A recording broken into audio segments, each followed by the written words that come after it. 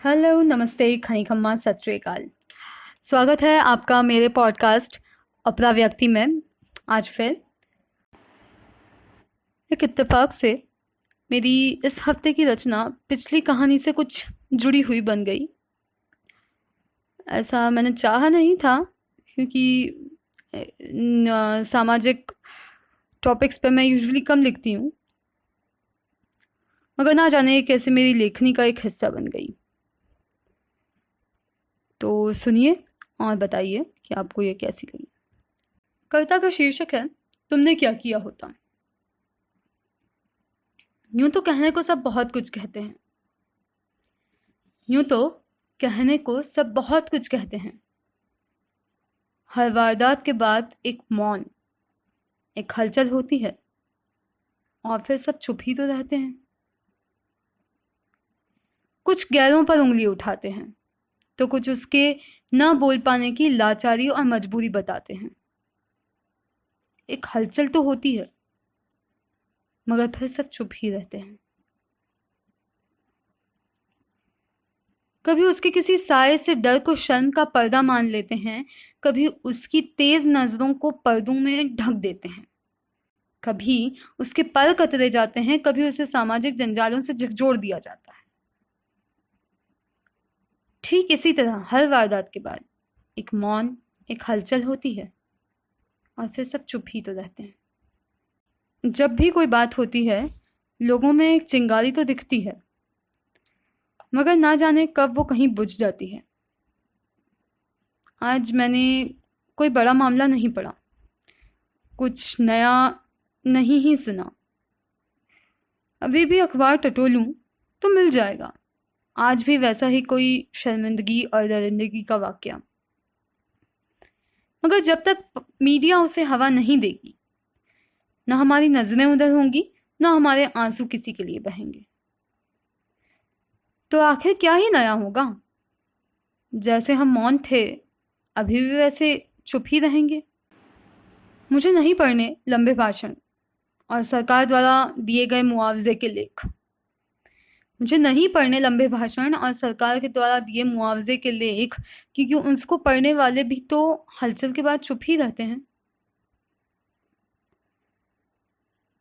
अच्छा, आज एक बात बताओ, सच में अगर ऐसा कुछ तुम्हारी आंखों के सामने हो तो तुम क्या करोगे। कानून तो बात की बात है, क्या तुम उसके शुभचिंतक बनोगे। क्या उसके साथ अपने ही परिवार की खिलाफत के बावजूद भी खड़े रहोगे। क्या उसकी इस लड़ाई में उसके साथी बन पाओगे। क्या उसके साथ समाज के तानों को सह पाओगे। क्या उसे फिर से जीना सिखा पाओगे, और क्या उसके साथ तुम जी पाओगे। हाँ, शायद सुनने में बड़ी लग रही हो मेरी बात, मगर एक मोमबत्ती की लौ के साथ यूं ही तो नहीं बुझ जाती है जिंदगी की सौगात। उसे लड़ना चाहिए था का संबंध लिखना काफी आसान है, मगर जहां समाज के चार लोगों के नाम से ही लोगों के हलक में आ जाते हैं प्राण, वहां इस बात पर क्यों इतना होते हो हैरान। इसलिए यही तो कहती हूँ, यूं तो कहने को सब बहुत कुछ कहते हैं, यूं तो कहने को सब बहुत कुछ कहते हैं। हर वारदात के बाद एक मौन, एक हलचल होती है, और फिर सब चुप ही तो रहते हैं। इससे मेरा यह अभिप्राय बिल्कुल नहीं है कि मौत को गले लगाना सही है, मगर कथनी और करनी अगर आपकी एक सी नहीं है, और जब एक मौन हजारों मोमबत्तियों, रैली और सोशल मीडिया सपोर्ट के बाद हम चुप हो जाते हैं, तो क्या उस मौन के बाद उन शब्दों का कोई मोल रह जाता है। अगर आप विरोध जानते हैं तो राजनेताओं जैसे 2 दिन के लिए ना बोलें, उसे अपने आचरण में भी लाएं, वरना इस विरोध का कोई खासा मोल नहीं है। सम्मान केवल विरोध जताकर नहीं, वरन कुछ परिवर्तन लाकर भी किया जा सकता है, और सम्मान हो तो शायद आचरण में परिवर्तन भी कुछ ना खले।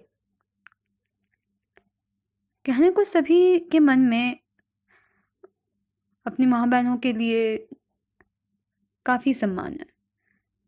लेकिन जब वो माँ बहनों के पर गाली देते हैं, उस समय वो सारा सम्मान स्याह हो जाता है। मैंने आज तक बाप भाइयों के लिए गालियां नहीं सुनी। शायद होंगी भी तो इतनी ट्रेंडिंग नहीं है। तो फिर क्यों इतना सम्मान से टीका माँ बहनों के नाम पर ही लगाया जाता है? यदि आप इनसे ऊपर उठ जाएं तो भी शायद आप अच्छे आचरण, सम्मान की भावना के प्रति एक छोटा सा कदम उठा पाएंगे। सोचकर जरूर देखिएगा। धन्यवाद। अगले हफ्ते आपसे फिर मुलाकात होगी एक नई रचना के साथ। तब तक के लिए अलविदा। अपना ध्यान रखिए और अगले पॉडकास्ट के प्रायर नोटिफिकेशन के लिए फॉलो कीजिए मेरे पॉडकास्ट अपरा व्यक्ति को।